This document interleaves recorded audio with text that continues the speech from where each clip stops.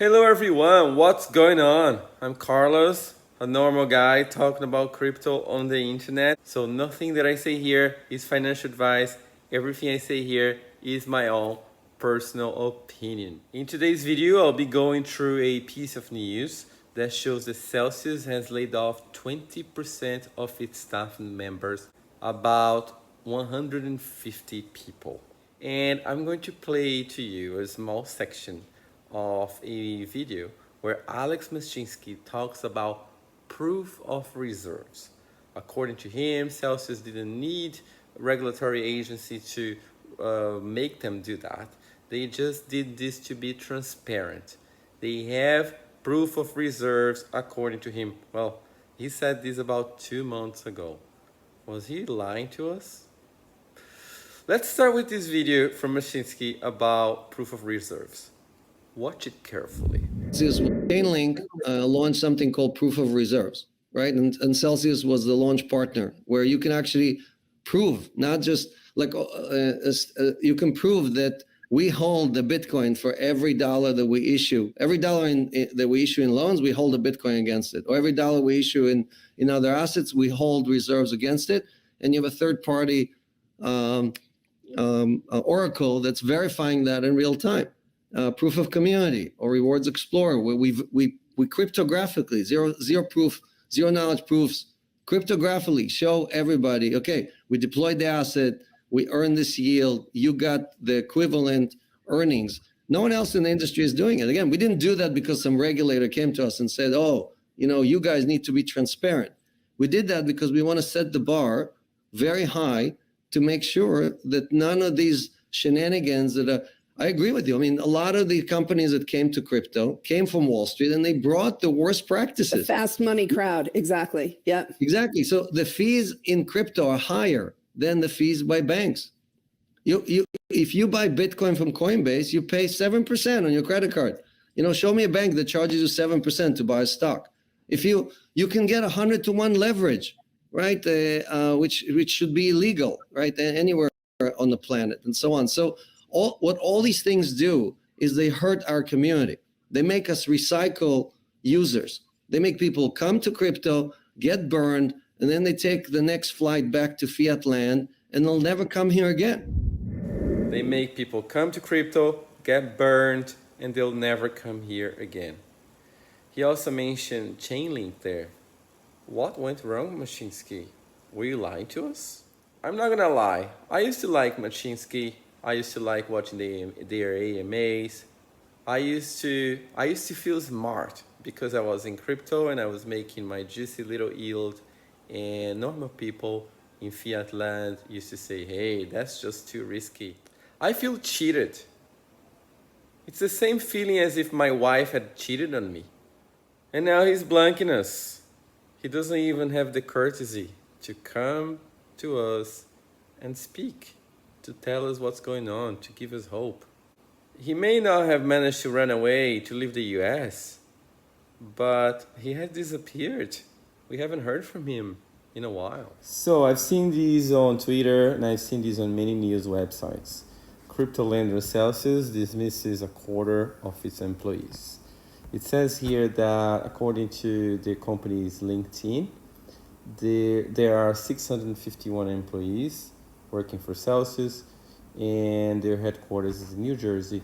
150 employees is just below a quarter of the total number of employees. The same article also highlights that Celsius has offices in the UK and in Israel.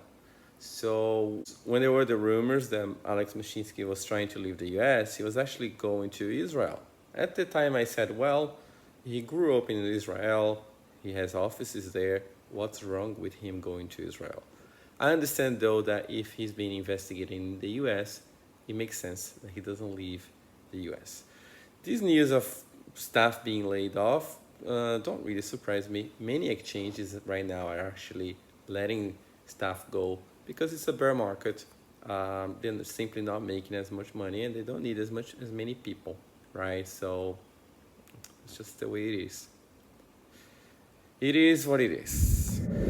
Well, Simon Dixon, who is the CEO of a crypto firm Bank to the Future, or BNK to the Future, owns 5% of Celsius shares, and Simon himself has tens of millions of dollars deposited in the Celsius platform. He's not a board member, but he's a shareholder, and he believes that he can call a shareholder meeting to try to find solutions for Celsius' liquidity problem. He has put together a website. The link is in the description down below.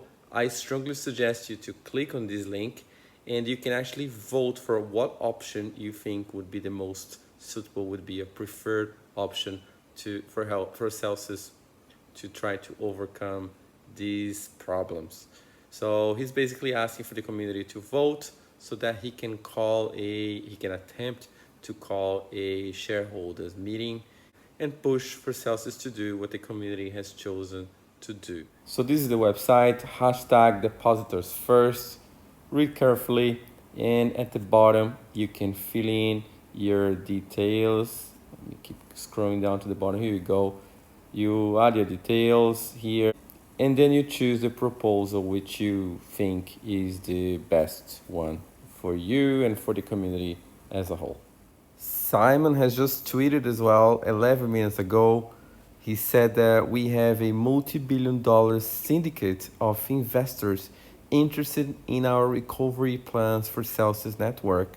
The Bank to the Future team are working as fast as we can, preparing for the worst case scenario.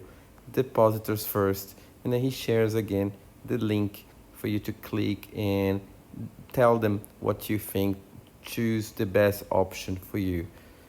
This guy might be our hero.